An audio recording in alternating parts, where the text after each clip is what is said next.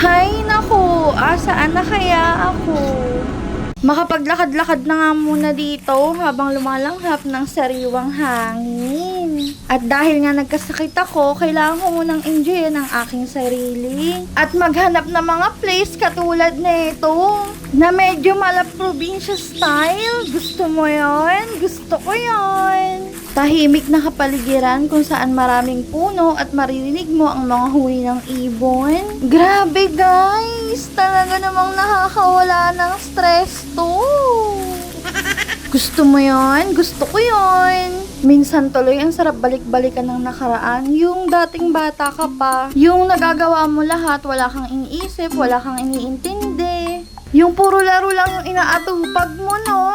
Yung marami kang kaibigan sa kalsada at marami ka rin nakakalaro. Ang saya nun. At lahat ng larong pambata nagagawa mo, no? Yung malaya kang nagagawa lahat. Kayo guys, kung iisipin nyo, ang sarap bumalik sa pagkabata, no? Kaya ako, eto, nang makita ko ito. Grabe, talagang bumalik yung aking pagkabata. Yung minsan, isang araw, bumalik tayo sa ganong sistema, no? Kaya nga nung nakita ko to guys, talaga namang hindi ko na pinalagpas. Hindi na talaga ako nagdalawang isip pa. Na sa bawat paghakbang ng mga paa ko, ibang saya talaga ang nadarama. Yung bumalik ka sa edad, na lahat ay malaya at masaya.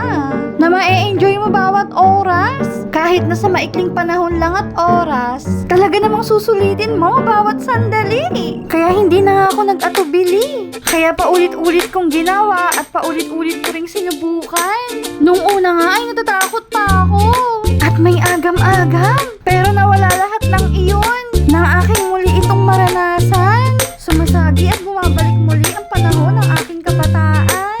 Ang makapaglaro sa ganitong klaseng palaruan.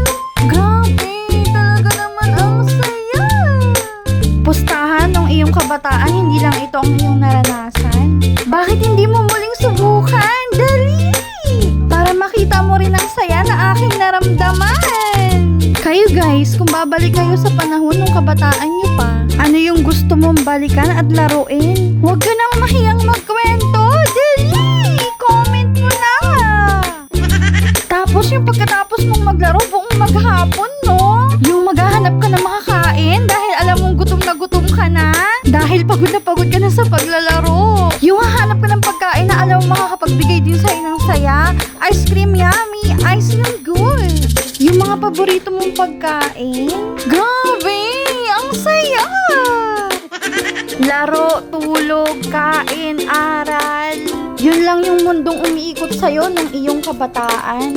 Wala kang masyadong iniisip, wala kang masyadong pinoproblema. Basta alam mo, masaya ka. Kaya kung bibigyan ulit ako ng pagkakataon na maibalik ang panahon, lahat ng mga laro at mga bagay na mga hindi ko nagawa noon, gusto ko ulit yun na maranasan at magawa. Kasi alam mo na dun ka nagiging masaya at nagiging malaya. Gusto mo yun? Gusto ko yun.